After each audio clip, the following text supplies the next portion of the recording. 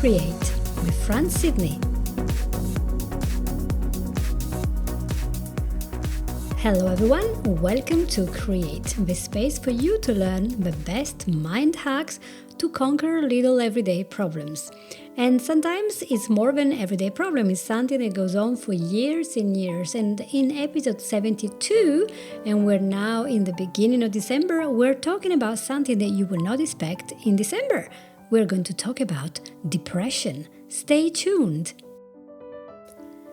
Now, I do not need to bore you with all the statistics of just how many people in the world, including the UK, suffer from depression. So that's, something that happens, and sometimes people that we love who are around us are suffering from it, but we don't know about it. And just gonna have to tell you to begin with, if you are suffering from depression, listen to this episode because the storm ends, and you have to believe me, from people who have suffered depression and they have overcome it, it is possible to feel a lot better and even happy.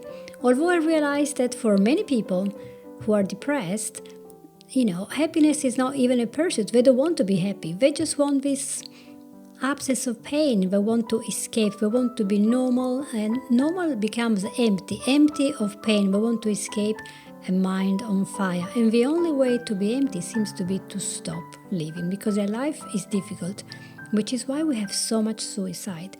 So we really need to seek for the courage to live, and knowing that we have a love for our family, for our loved ones, for our friends, and this is the love that can keep us anchored on earth, even if there are difficulties.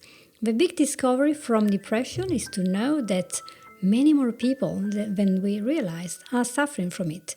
And I'm not going to talk about the causes today because that's very wide, and also there might be an episode number 2 regarding depression,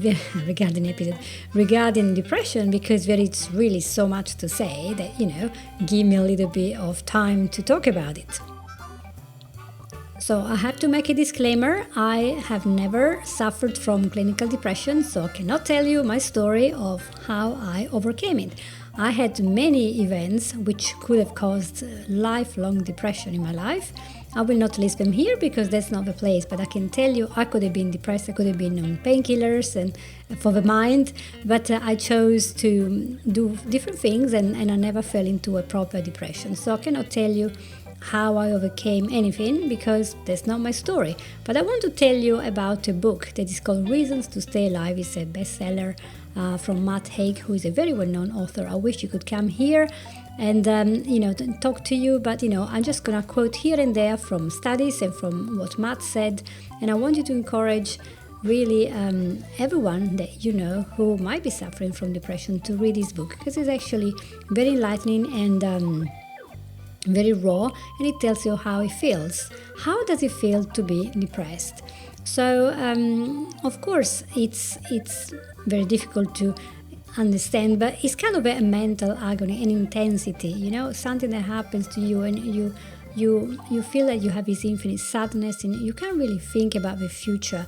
You're hypochondriac, you think you might have every possible disease. You might have things like agoraphobia, you might have anxiety, you might feel exhausted, you might even have chest tightness or some pain, some tingling somewhere, and looking even in your shadow and think, oh, that's not my shadow. Or you might be clammy or feel disconnected, disintegrated.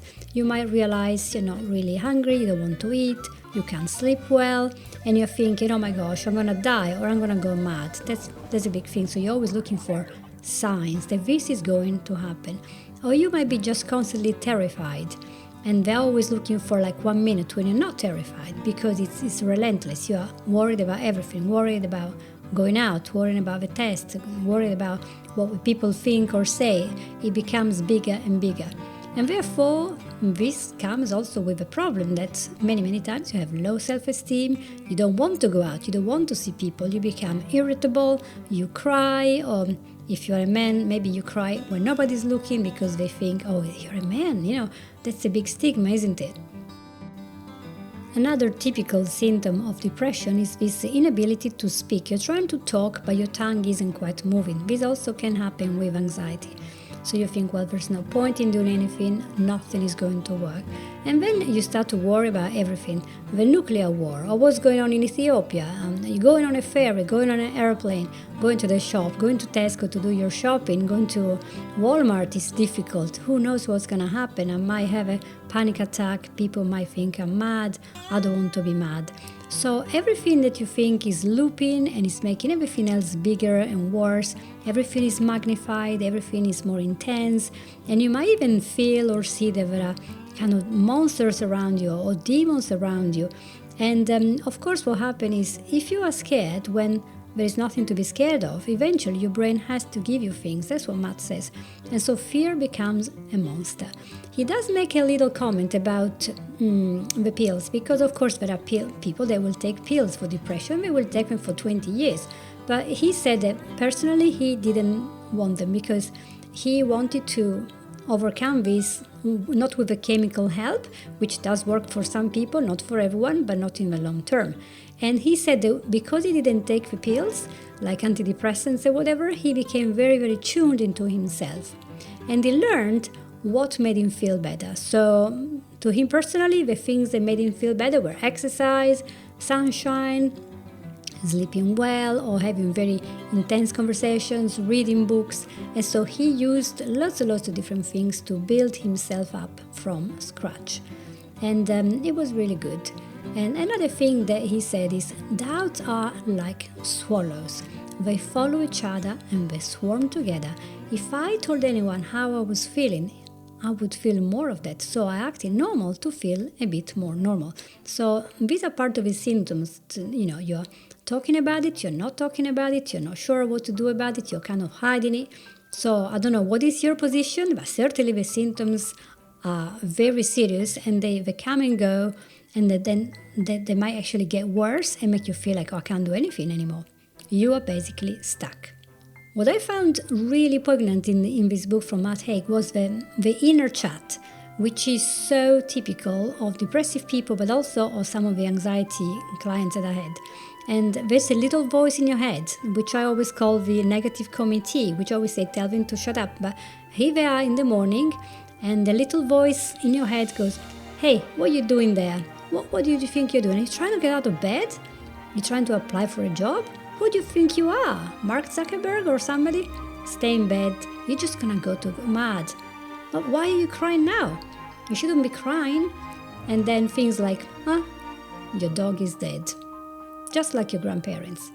Or very dark thoughts like people are just a collection of slowly deteriorating cells. And, or things like, oh, look at the people outside. You're standing by the window, you're looking at the people outside. They're normal. And this voice says, why can't you just be like them? Look, there's a cushion in your bedroom. Let's just stay there, look at the cushion and contemplate the infinite sadness of a cushion. So if you see, these are kind of very negative, very dark things that they come and they go. And if you entertain them for 1 minute, they become bigger and bigger. And it can really take hold of you, especially if you are sitting on your own. So normally when you look around, you see people, you see one body, flesh and bones is all together, right? We're not spread everywhere. But Matt Haig describes depression as feeling like there's a big explosion, a big bang that just happened inside yourself. So you feel like you are not whole, you are disintegrated, you are lost, you are spread across the whole universe. And there is an infinite dark space and you don't know who you are, where you are, what's going on. You just know that it is dark and this is terrible. And if you think that 50% of mental illness starts in childhood or by 14, according to the World Health Organization, and he knew by 13 that he was suffering from anxiety. And so he had these endless possibilities of pain and loss. They were haunting him all the time. And one of his points is that fear breeds imagination and vice versa. So there is this loop. And the only thing that is left is to go mad, because the more you imagine bad stuff, the more fear you have, and the more you imagine bad stuff. Just like watching a horror movie and thinking that is actually true. So he remembered anything that he heard when he was young that was nasty, feeling that maybe he didn't fit in with his peers, maybe he was different, he was taller or shorter, or he just felt different. And you know what? Everyone feels different, but we don't go out and tell people. But that's how he felt. And he had this intensity of feeling they were inside him and they were accumulating. And eventually, these feelings had to break free, and they flooded his mind, and they were trying to drown out this failed version, half version of himself, because what he had been doing was to try to become what the other people wanted him to become. So, of course, if I were going to have an RTT session, I would be going back and say, what was going on when you were young that people wanted you to be? How did you feel? Maybe there was something there, there was a reason for your depression, because something happened there that made you feel that way, and then your mind was processing that and did something. I don't know, because I haven't finished reading all his book, and I don't think he ever had proper therapy. So he just managed to break through and to kind of get on top of this. And the important thing is to know that this is very common. This happens to all of us at some point in our life, to have depression, to feel really sad and really low. And the interesting thing is that women are twice as likely than men to suffer from depression, but far, far less likely to kill themselves or do something really drastic. I think that because women talk too much, or maybe we just talk, and as we vent, we're allowed to process the stuff and we get relief. But men are not allowed to talk about emotions, aren't they? Because there is this tradition of men keeping all bottled up, and then, of course, they turn to the bottle. Even Matt, he talks about drinking a little bit too much when he was in Ibiza, but you know, this is common to try to drown all this stuff with a little bit of something that will numb you. And he says that men see mental illness as a sign of weakness and therefore are reluctant to seek help. Men don't cry. They go to extreme things. Sometimes they, might take drugs, they might close down completely, and a small percentage will commit suicide. And I have quite a fair amount of suicide in my own family from both sides. And I know it's a terrible thing, and there is no judgment there, only compassion for what was happening in the person, in their mind. And you always wonder, why didn't they talk to us? That's a question that I'm going to leave open for everyone to think. Why didn't we understand that this person was feeling bad? Why didn't we help? Or why were we not allowed to help? This is just an open question, so if you have any comments to make, please feel free to share with all of us. I was, of course, very interested in knowing what would Matt Haig suggest for people to do when they realize they are suffering from a depressive episode. And he said the number one thing to really talk and then listen. So the person that is depressed and also the people who are around them, just talking, listening, very, very important. Because depression is not a shameful condition, something we've done wrong. It's not an addiction, but it's just a human experience that is shared by so many millions of people. And this is also something that happens to professional people, to doctors, scientists, professors, to wealthy people, to famous people, to celebrities. So for him in particular, the act of talking to his girlfriend, Andrea, was very therapeutical. And he said, well, we're all different. You can do what works for you. But I really like in particular when he was analyzing, years later, what was going on. Because he was anxious and he was worried, he was living in a shell. The shell was there to avoid the pain.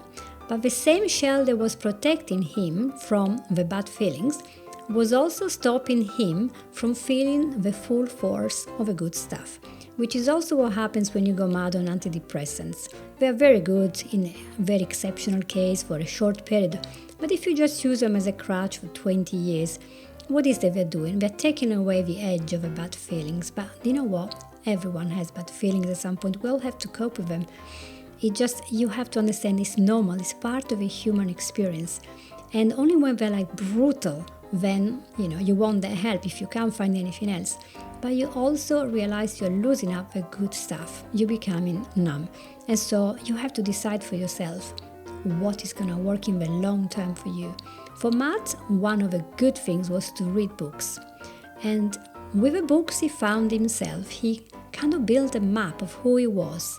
He was excited about finding a new chapter, of letting go of the old chapters. So I think he was building metaphors in his mind. And when you see the victories of the people, of their stories, a change, giving you a teaching, you can incorporate that in your own life. So reading is almost free. You can read online, you can go to a library. Reading is possible. And also audiobooks that can be very therapeutical. Now, the most scary part of having depression and anxiety together is the panic attacks. And he makes a very good division between the first, or separation between the first time you have a panic attack and then the time number 20,000.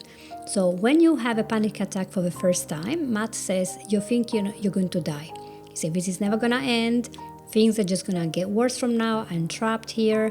This is the first person in human history that ever had this. I will never get over it. This is terrible.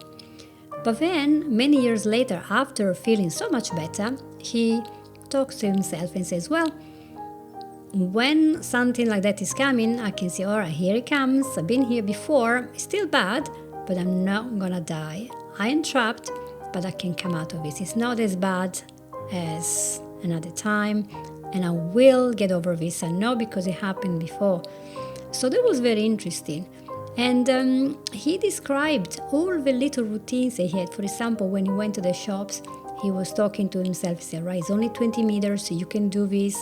Okay, the cashier is going very slow. It's too slow for me. 1 minute is 1 year for me. This is too long. I want to escape. And a big thing that helped him there was to try as much as possible to breathe really deeply. Because that, what happens when you breathe really deeply, you're telling your body, you're telling your mind that everything is going okay. So that was amazing that he, by instinct, did exactly the proper thing that he needed to do. And so when having a conversation to his older self, Matt said, you think you cannot do this, but you can. Because on the other side, there is life. And I mean life with a capitals. And his big suggestion, I think, of the whole book is stop worrying about worrying.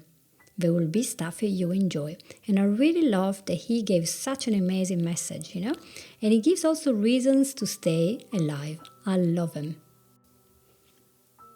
Right, one common thing that happens when we have depression is to think that we are the only people having depression. We are the only person on the planet. Nobody can understand what we're going through. We are in an empty space. It's all darkness. But actually, what Matt says, we are actually in a very crowded place. The darkness is there, it's in our mind, but the only point of reference that we have is ourselves.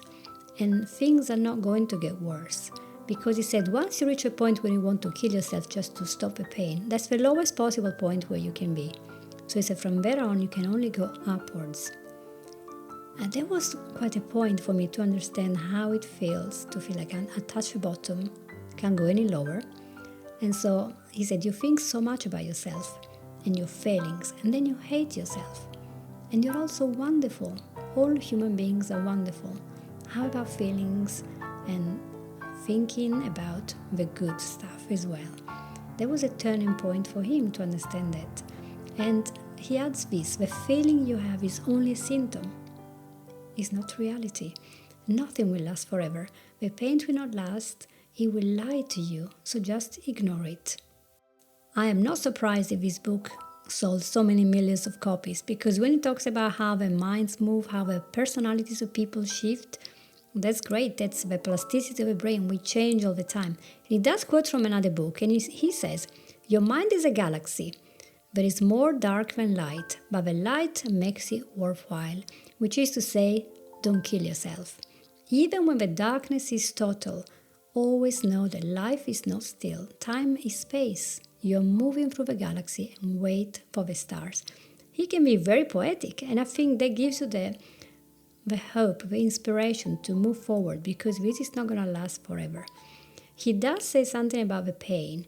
We have so much pain when you have depression, but that pain in the future can be just as big as the joy you will have later when you have friendships, when you have a trip, when you try a new food, meet somebody new, or you see a smiling baby, you see a fun movie, because life is just there waiting for you.